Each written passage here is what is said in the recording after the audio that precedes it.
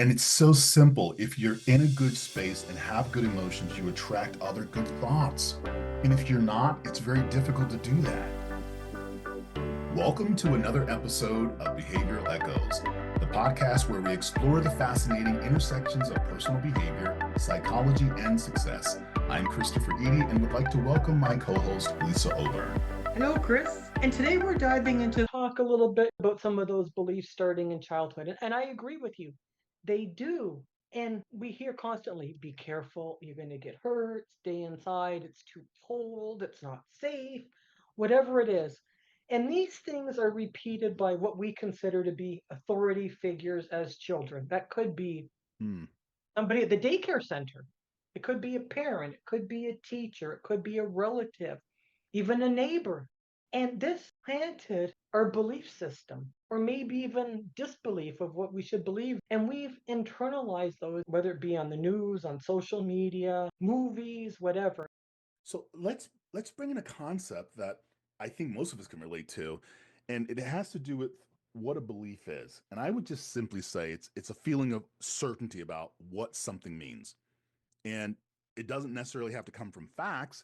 Typically, it comes from repetition and then it gets emotionally reinforced. So, to your point, it could be things that we've heard over and over, particularly if those things were said from a person who was very emotional when they were saying it to us and it impacted our emotions. So, let's take an example. A kid hears, "You stink at math. God, you're just no good at math." And then they experience a few moments where they struggle in math. They may adopt that belief. I'm just not a math person.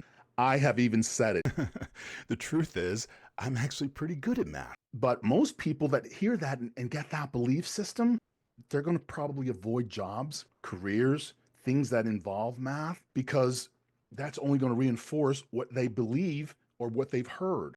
If you look at positive psychology, it adds one more layer. Beliefs aren't just formed by what we hear, but it's formed by our emotions and our thoughts. And a supportive environment can create beliefs like, I can achieve this, I can do things that I perceive to be difficult, while one that's critical and causes doubt continuously is going to reinforce, I'm not enough. That's a killer. In all the years that I have listened to so many people and have worked in so many large settings, at the core of the problematic beliefs that most of us have is exactly what you said. I'm not enough. And, from a clinical psychology perspective, what those narratives are simply shortcuts. It's just little rules that we develop so we can navigate through life. If someone has experienced betrayal, for instance, they may adopt the belief, I can't trust people. This is where we probably will be talking about very soon how we turn those beliefs into rules and why we get upset at other people. Or some of us have had the experience of being upset and we cuss at things.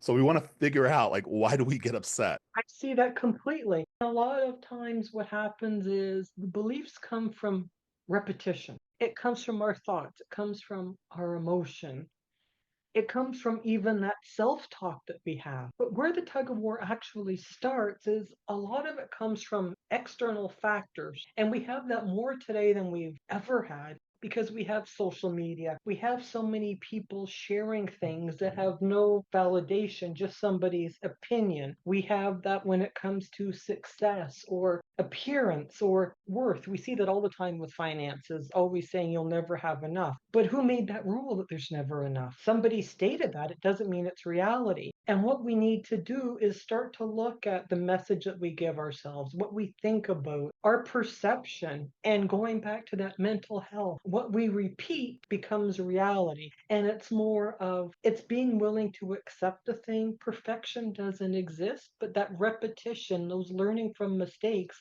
allows us to have all the success we need and we get mastery. Ding, ding, ding. A lot of us here growing up, phrases like you mentioned in the previous podcast, dress for success, always put others first, always be on. I think these beliefs do drive a certain level of accomplishment. I think they also lead to burnout and stress, especially if they overshadow like that inner need that we have, that peacefulness and meditation, the states we get into when we do things like that.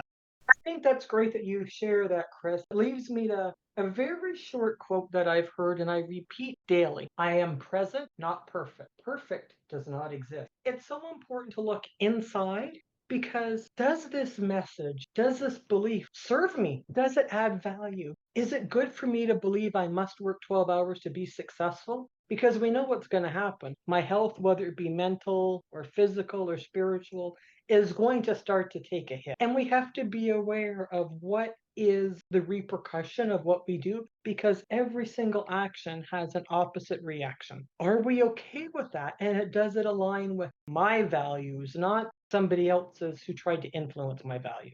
That's important, is to understand the issues around values, and that's where reprogramming comes in. And it's not, something that people should be afraid of, because anytime you change any kind of thought habit or behavioral habit, you're reprogramming your own brain. You're washing your own brain of something that doesn't serve you, especially if you're asking the questions that you just mentioned, Lisa. The process of belief change only happens when when we have leverage over the belief or the rule that we've created. When the pain of holding on to whatever is limiting you as a belief, when it outweighs the comfort of staying the same, we talk about it in the biology of business, homeostasis. Your body is designed, your emotions are designed, your brain is designed to keep you constant. We're generally motivated to change because our body's constantly making adjustments, even when we don't know it. And I agree. And even if you look at clinical psychology, the cognitive restructuring, challenging the distorted beliefs. We have to take time with replacing them with healthier, more adaptive ones. And why? Because over time, that constant messaging has an impact on us. And it's usually something that causes us pain and suffering, whether we want to admit it or not. Exactly. Here's a practical thing that people can do, Lisa, is to just think about one belief that they hold and it might be causing them conflict. Ask yourself, where did this belief come from? Is it truly mine or was it handed down to me? And to Lisa's question earlier, the most important is to ask yourself, is it helping or hindering you? There are a lot of people who have beliefs about money that money is absolutely bad. There are a lot of people who have beliefs about spirituality that it is bad. There are a lot of people who don't trust people and think that interactions are bad. If you start questioning where those beliefs come from and ask yourself, is it truly my belief or did somebody else influence me because of their experience and I don't want to have that experience or it was handed over to me? And then ask yourself, is it really helping you? Is it helping you move forward? Is it helping you be a better person? I think that's the simplest strategy that we can offer. If people really examine their thoughts for their beliefs, and then if they find any that are not serving them, an empowering belief, as you call them. For example, replace I can't handle failure with, failure's a part of learning. Next time I won't do it that way. Exactly. And our beliefs aren't permanent. Nothing is to say they need to be. We tend to hold on to them because it's easier, because to change them, guess what? We have to change and be flexible. Neuroscience shows that our brains are capable of rewiring through practice and learning new things. And Chris, I'll say to you, on some of the things that we've gone through, and you said, your normal behavior is to brush your teeth with one particular hand. And I have specifically done that and alternated hands. Why? Because I never thought about it before and went, this is really cool. What did that do? Allowed me to rewire. Because who knows what's going to happen? Maybe one time I have to use the other hand. And it allowed me to be intentional and really align my belief with my goals and values. I don't like to be restricted. It allowed me to get that light bulb moment, which was great. And I think that alignment is the key to harmony. It doesn't matter whether it's personal growth, relationships, professional success.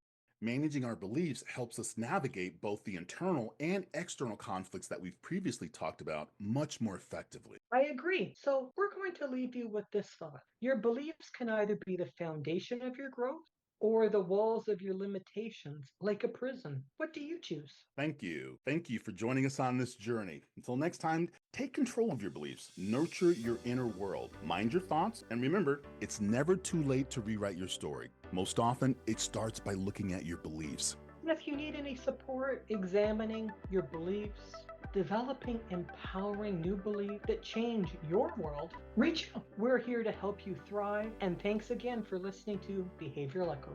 Be well, everyone. I'm Christopher Eady. And I'm Lisa Oborn. Take care and see you next time.